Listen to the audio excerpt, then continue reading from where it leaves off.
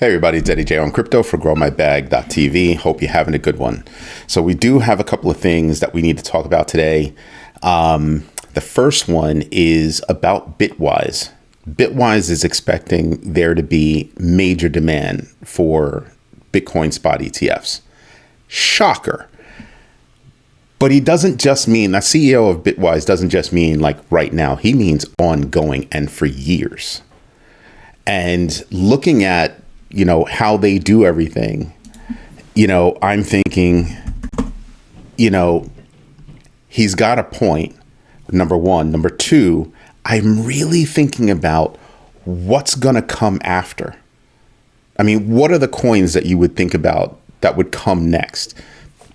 Ethereum is obvious, right? I mean, that kind of is already in the works. But would it be Solana? Would it be XRP? Would it be... pick one. Just really seriously pick one. So it really matters to me, and I try to keep up with what everybody's thinking. Hey Mona, I try to keep up with what everybody's thinking with regard to crypto, because something can happen in one country and affect the world. It's not just here in the United States where I'm located that something can change and then nobody really reacts to it. We really do react as things change around the world. So something that we should also be paying attention to is wherever we do business and they're using certain technologies like a Discord server. Well, guess what? Somebody just got hacked for millions. And they did it using a phishing attack on their Discord server where they're actually mining and minting. This is why, hey Corey, this is why I tell people you have to pay attention to not just, what you're doing, like what you're purchasing, but it's also the how and where. When I'm purchasing or when I'm getting involved with a digital asset or a service or whatever it is, I'm a techno geek. I own a technology company. So I pay attention to what are you doing security wise? And it's not just the technology, but are your people trained? If you work at a bank, they teach you how to guard against phishing attacks. They send you a phishing email, like I want to say once every month. And it's a test to see if you'll click it and follow that link and otherwise open up the network to being phished. Well, it's costing them millions. It's not like the Munchables hack where they were able to get in, steal about $62.5 million. I told you about this yesterday. They stole about $62 million, or $62.5 million worth, and then they gave it back. That was kind. And I'm pretty sure they probably got a little something, right? Because they wanted, they did prove that, hey, you were able to be hacked. Go fix that. Right? That's kind of like a white hat thing, a gray hat thing. But this right here was a hack, period. This was a straight up hack. So we should be more diligent about how we're doing business, where we're doing business, and where we're doing business, what technologies and what practices do they have in place? Somebody asked me, I think it was Cortez asked me about smart contracts and DeFi. Well, depending on what DeFi platform you're talking about, has it been hacked? These are the things that I'm looking at as I continue looking all over the place for news that will affect my bag, hence grow my bag, right? This my kids, I got kids, so I needed something kind of cool at least. So the other thing that I started looking at today is Coinbase got kicked in the teeth today. And this is going to have an effect on crypto. And it ties into something that I noticed yesterday. So Coinbase got told by the judge that no, the SEC will be able to move forward with their lawsuit against them.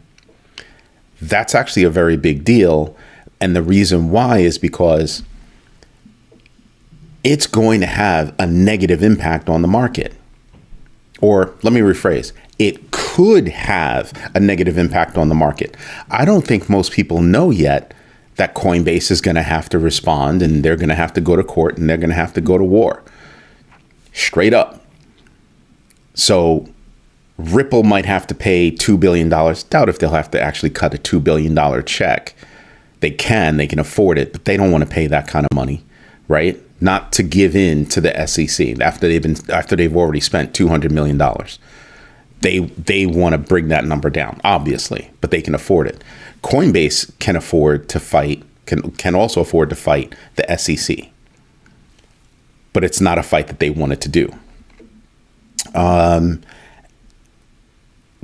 Good evening, Pillsbury Doughboy. That name made me giggle before too. By the way, I've got people on Instagram, I've got people on YouTube, I've got people on Vimeo. If you have questions, shoot them up. Just shoot them up. I'm happy to try to answer them if I can, or I can ask the audience to answer them for me. Now, with regard to Coinbase, it's got to have a negative effect. I just don't think that it's hit the public just yet. I really don't. And for all those people that are in spot ETFs, I don't think they're paying attention to it either. Why? Because that's the whole point of having a money manager. You know who was paying attention? And this is one of the reasons why I would probably go with, and this is just my own personal feeling, I love Cathie Wood of ARK Invest. And the reason why is because she's been shaving, her Coinbase holdings for ARK Invest for a while. She's been slowly just shaving it down, let me take some profit here. Let me take some profit here. So she just took another $21 million. And a day later, court says, oh yeah, by the way, Coinbase, you're going to have to fight that fight. So their stock is going to take a hit. For sure, at least the stock will take a hit because it'll wind up being a news story. It's just, I don't know on the general population area if it's going to be a big deal. Don't know yet. Let me just say hello to people here on Instagram. Hello, everyone. And if you have questions, ask.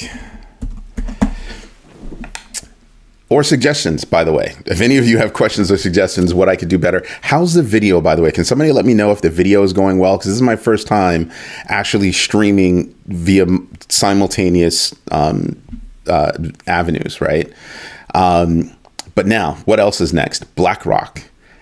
Larry Fink is no joke. He's not playing. There's a reason why they're worth, they manage trillions. He's like, listen, Ethereum, despite the SEC scrutiny, the Ethereum spot ETF, that's going to happen. And when I first read it, I was like, well, maybe, he's pontificating, right? Nah, this is Larry Fink of Blackrock. That guy doesn't do such things. This guy's talking straight up. Video is great on YouTube. Thank you. Thank you very much. I needed that because I'm watching like 3 or 4 screens. So I'm really trying to make sure that everything is working properly the way it's supposed to. I might increase this to cover Facebook and LinkedIn. Not sure yet, but we'll see. But it's always, I'm trying this out because I have some members and I think this should wind up being a member perk, but I just want to see how it is. But Larry Fink's a big boy. And let me tell you something. The company that owns the most of Blackrock is not Blackrock. The company that owns the most of Blackrock is Vanguard. Now, there's a guy out there who has a spreadsheet that tells you all of the major shareholders of all of the major companies that are out there. And it's a big loop. This company owns this company that owns that company. So Vanguard owns Blackrock, who owns a little bit of Vanguard. What does Vanguard say? Vanguard says, we are never going to get into crypto. They don't have to. Look at who they own. MicroStrategy, BlackRock. I think they have a piece of Coinbase. And forget about what they own. So indirectly, think about that. Indirectly, they're already involved neck deep in crypto. And that's probably why they're just saying, yeah, we don't have to do this, spot stuff. That I find to be incredibly interesting, like very interesting. So if you're paying attention to how the money actually is, I really think that you should start paying attention to who owns who and then how they move. Do they correlate? Do they differ? Right? But Larry Fink saying that an Ethereum spot ETF is going to happen, whether or not there is a SEC ruling that says it's a security. He's like, I don't care. It's going to happen and it'll be legal. Now, mind you, I just told you guys yesterday about Promethium.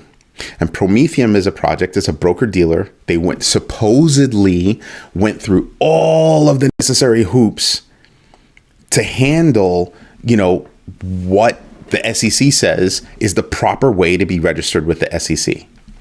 Except if Ethereum is a security, then Promethium should not be allowed to touch it because it's a broker dealer and not supposed to do that. So how would all of this work?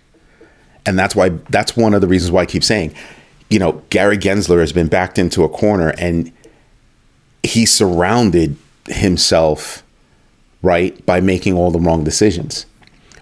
And this is why I think Larry Fink is so bold to be able to say, yeah, that's going to happen no matter what, scrutiny or not. One of the biggest problems that Gary Gensler is going to have is in court records. The CFTC, another department of the United States, has already said, nah, that right there is a commodity. So there's already a fight. So I think before the SEC can bring anybody to court, they're going to have to figure that stuff out with the CFTC. And then they're going to have to go in front of Congress. And that's going to be a problem. So I think it's very, very messy. I think Gary Gensler could be on his last legs, frankly. I really do think he's on his last legs. Right? I mean, that's just not going to fly. It's not going to fly well at all. At all. Something else that came up, and it's not here in the United States, it's in the UK. And it's been coming for a while. You have people that are financial influencers. I don't consider myself a financial influencer because I don't hawk anything. I might hawk the services that my companies do, but I'm not hawking cryptos. I'm not even gently, softly, kind of roundaboutly hawking any cryptos. I've seen people that I follow hawking cryptos, but they're not saying that, oh yeah, this is I'm getting paid for this. I had somebody actually say they received a bag of coins, a long time ago, didn't do anything with it, but now ever since he made that announcement, he's been hawking that crypto. I don't do that because I'm not married to any one crypto, right? For those of you who are just joining and don't really know me, I do all this for my kids so that they don't have to sit down with daddy and listen to me ramble, because that's how kids are. And my kids are a little older. My youngest is 16. But they can watch these videos whenever they want and learn from them, hopefully, right? But my problem is I don't want them to be taught to have somebody else think for them. Always do your own research. So I tend to do research on the more substantial coins that are out there. And my oldest boy tends to do research and he takes deep dives. I thought I was good. This kid he makes me look stupid. I think all my kids make me look stupid. Is that Kino? Hello, Kino. Is it Kino? I don't know how to pronounce it. So just slap me in the head next time. If you see me, I'm sorry if I mispronounced your name. Great to see me. Great to see you live. I subscribed when you had only 200. Oh my God. I feel blessed. Like seriously. Thank you. When I first got started, I remember starting at zero, doing all this, and zero didn't even have the right microphone, didn't have the right anything, just zero. But anyway, my son does really great research on the coins that I would never think about. I wasn't thinking about Doge. I wasn't thinking about Shiba Inu. I wasn't thinking about Floki. Now, I woke up this morning, and before I did my show this morning, I had to reach out to my son and be like, yo, dude, did you see Floki? 600% up for this month. This month, it's up 600%. Just this month. When that kid tells me something, I'm not even going to think about it. I'm just going to be like, yep, here's just take my money. Go ahead. Go get the family a bag. That's honestly how we look at it. When he buys something, he thinks about the family. He's always thinking about his family. Yeah, he's always thinking about his family. I love that about him. But right now, I'm sitting back and I'm just going, what are the coins that are out there? And I'm going to keep harping on this. If you are involved in meme coins, I want you to be careful. I want you to do your own research.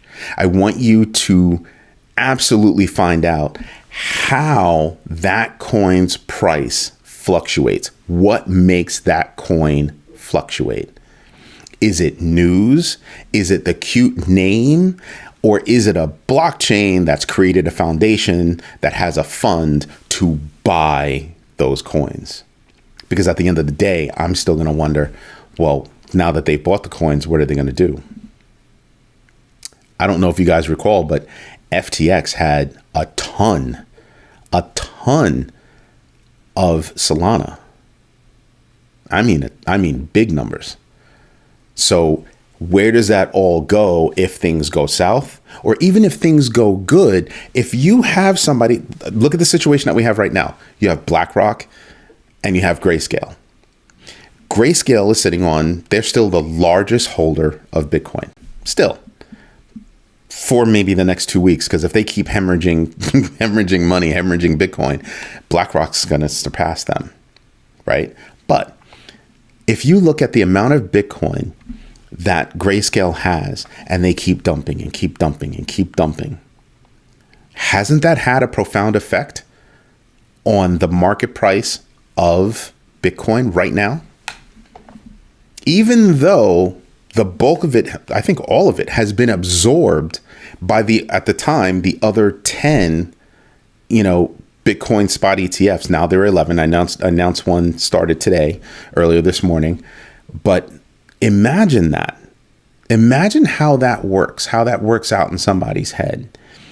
That all of that downward pressure from even just one company, one firm, one entity can push the price down. That's why I keep telling you guys, I want you to pay attention to what you're doing, how you're doing it, where you're doing it, and wherever you're doing it, what technology are they using and what practices do they have to secure whatever it is that you're doing. Dead serious. We got to be careful out there. Anyway, I don't want to keep you guys all night. It's been a minute. I can't even see how long. Oh, it's been 18 minutes. So not bad. I haven't seen a lot of questions come across. But that's the news for tonight. Those are the evening extras. And I'll be back every weekday at 8 p.m. And I'll probably have more news. I'm like I said, I'm getting my sea legs this week, and it'll be much better as we continue going forward. But truly, thank you for all your support. Don't forget to hit me up on growmybag.tv. I hope you all